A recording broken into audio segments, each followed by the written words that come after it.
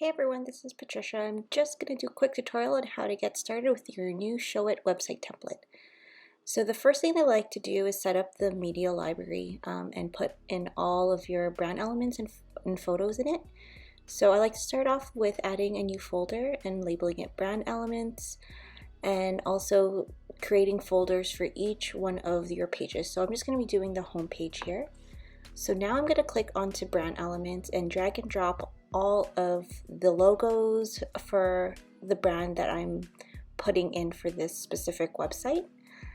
And I'm also going to be including any custom fonts that I'll be using on this website as well. So I'll be dragging that in right now.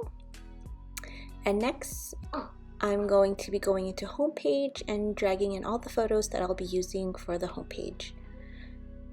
So I'm just looking for them right now. There we go. And on the top there you can see that it's uploading, so you can actually leave the screen and continue doing other things. So next I'd like to do is change all the colors in the color palette to match my brand.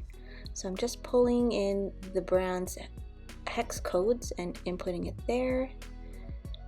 And the great thing about Showit is that once you put this in, it's going to update the entire template with your brand colors.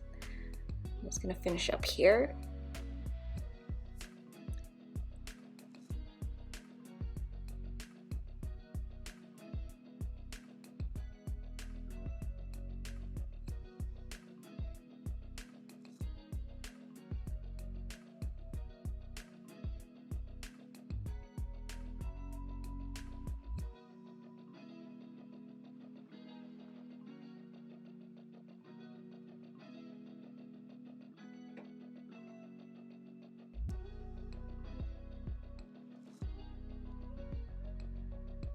Okay, so I'm finishing it up over here, and all you have to do after entering all of your hex code is press save, and as you can see, it's already updated the entire template with your brand colors.